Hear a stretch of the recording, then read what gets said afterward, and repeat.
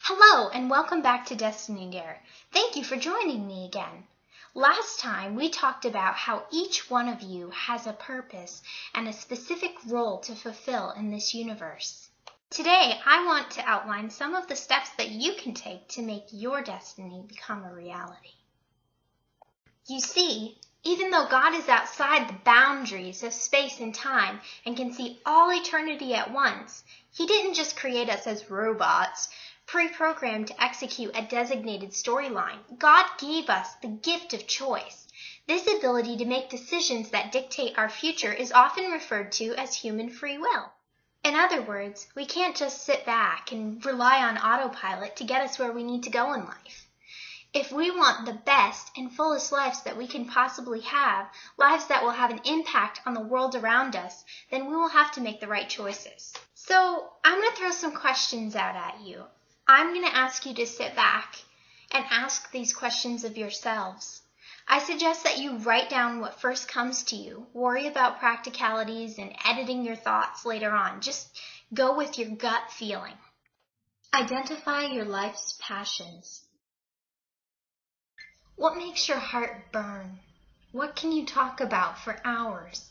If you only had a month to live and could only pick one meaningful thing to do, what would it be? What are your strengths? Maybe for you, you're good at relating to people, or maybe you're very organized, or maybe you're determined and persistent. What are your weaknesses? This one is almost always easier for people to identify, but don't get stuck on your weaknesses. The only reason we are identifying our weaknesses is so that we can fortify these areas for the future. Also, it's important to keep in mind that weaknesses can also be our strengths. For example, if you struggle with stubbornness, like me, you can positively express your strength of will through loyalty, commitment, and dedication. I'm going to sidetrack for a minute and share some very wise advice that I was given as a teenager. Never, ever, ever use your weaknesses or even your strengths as an excuse. In this life, we have to do things that aren't easy, especially if we want to live out our full destinies. That's why I called this series Destiny Dare. It's not Destiny Dream or Destiny La-di-da. It's Destiny Dare. Remember dares from when you were a kid? A dare is something you do with your knees knocking together, not knowing if you will survive it, but you have to do it. Yeah, you might end up with bloodied knees or a broken arm, but you will have done what you thought was impossible. Okay, guys, back to topic. What are your short-term goals? What do you want to accomplish in the next few months or years? What skills do you want to acquire or sharpen? What steps can you practically take to make your dreams happen? This will be different for everyone. Just sit back and think about it. What are your lifetime goals? How do you want to use your gifts and strengths to live out your life's passion? What is your vision? What is God calling you to? So here's the biggie. What do you see? What does your spirit dream of? There are no limits here.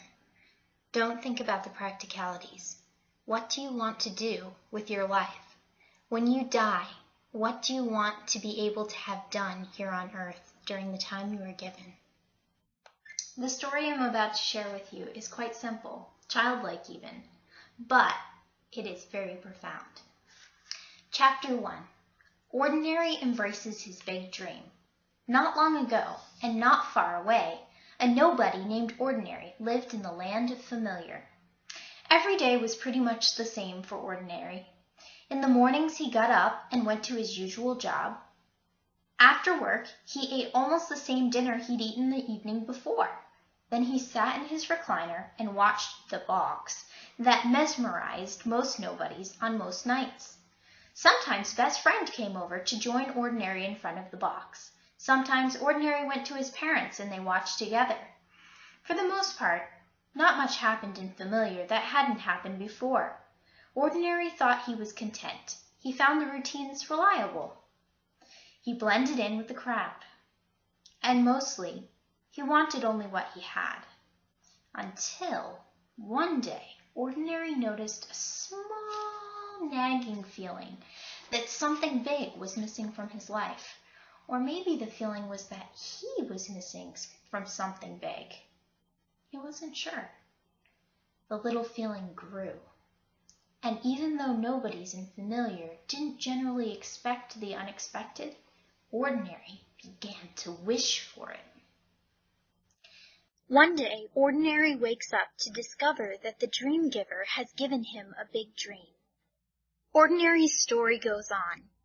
He tells his best friend about his dream and ends up being discouraged when his best friend warns him that people will probably laugh at him.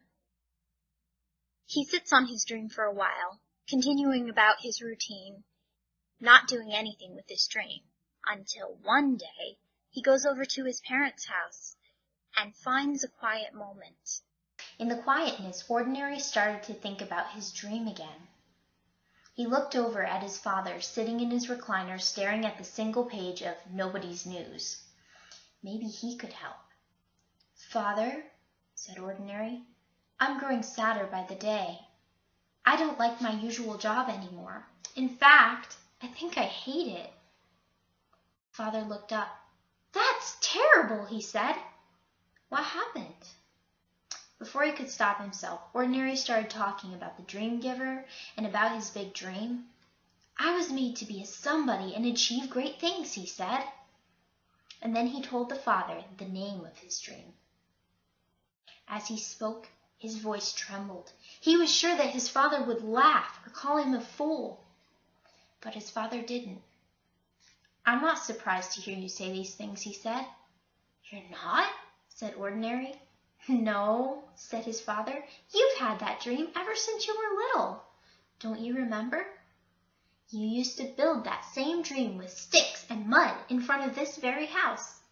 Then Ordinary did remember. He'd always had his dream. It was what he'd always wanted to do, and what he'd always thought he'd be good at doing. His eyes filled with tears. "Father," he said, "I think I was born to do this." And that's where we'll leave Ordinary for today. I highly recommend that you find this book and read it, not just because I'm a librarian and I like books, but because this book honestly changed my life.